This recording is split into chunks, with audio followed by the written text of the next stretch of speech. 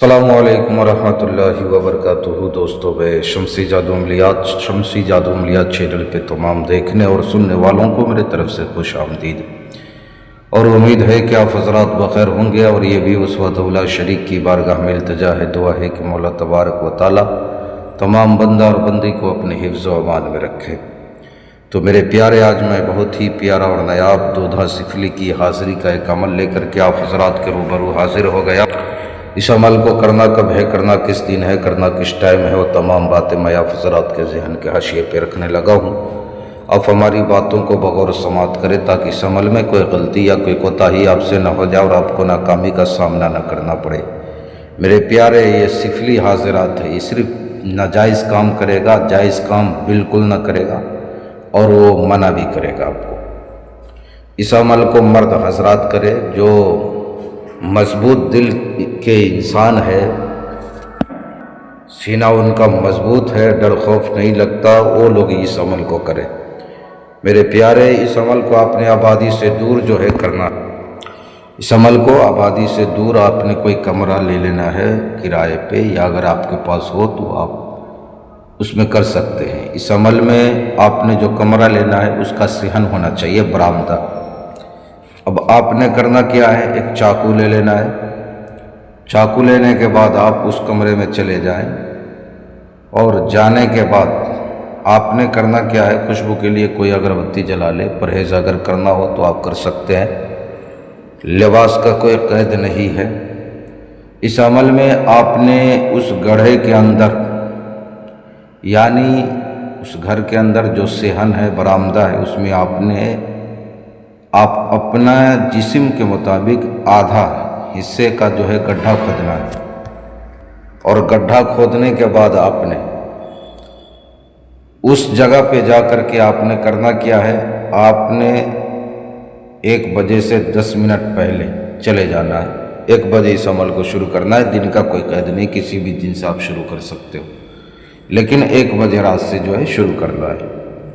آپ نے 3 ہاتھ یعنی 3.5 ہاتھ کے فاصلے پر آپ نے نیا کوڑے چاقو سے جو ہے آپ نے بندش لگانی ہے، حصار کھینچنا ہے۔ 7 مرتبہ آیت الکرسی شریف پڑھ کر کے درود شریف اول آخر 3 مرتبہ آپ نے حصار کھینچنا ہے، اور چاقو آپ نے داہنے طرف سے جو ہے رائٹ ہینڈ سے پکڑنا ہے، اور حصار کھینچ کر کے جہاں پر آخری ہو دونوں کو ملا کر کے وہیں پر جو ہے گاڑ دینا ہے، اندر کی جانب نہیں بلکہ باہر کی جانب۔ اب یہ حصار 11 دن تک چلے گا، چونکہ یہ عمل 11 دن کا ہے، اور اس حصار کے اندر نہ دن میں جانا ہے اور نہ ہی آپ کو رات میں جانا ہے۔ 3.5 ہاتھ کے فاصلے پر آپ نے حصار کھینچنا ہے۔ اب آپ نے اس حصار کے باہر بیٹھ کر کے، چونکہ جو چیز بھی آئے گا وہ گڈھے کے اندر آئے گا، جو آپ نے گڑھا کھودا ہے نا اسی کے اندر آئے گا۔ اب آپ نے جو ہے پڑھائی کرنی ہے۔ کیا پڑھائی کرنی ہے، وہ منتر آپ کو اسکرین پر بھی دکھ رہا ہے، اور میں پڑھ کر کے بھی آپ کو سنا دے رہا ہوں۔ اس میں آپ نے جو ہے چراغ جلانا ہے حصار کے باہر، یا موم بتی جلا لے یا چراغ جلا لے، بغور سماعت کرے۔ دودھا دودھ مدودھا، دودھا ہنسے دودھا نچے، جتھے دودھا نچے اتھے بھانبڑ مچے۔ پھر 1 مرتبہ سن لیں۔ دودھا دودھ مدودھا، دودھا ہنسے دودھا نچے، جتھے دودھا نچے اتھے بھانبڑ مچے۔ اس منتر کو آپ نے 700 مرتبہ جو ہے پڑھنا ہے۔ کتنے مرتبہ؟ 700 مرتبہ۔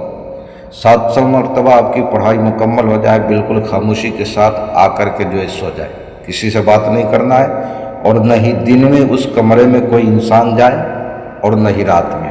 اب اگر آپ کو کوئی کام کرنے جانا ہو دن میں تو آپ جا سکتے ہو، اس سے کوئی دقت نہیں ہے اور کوئی پریشانی نہیں۔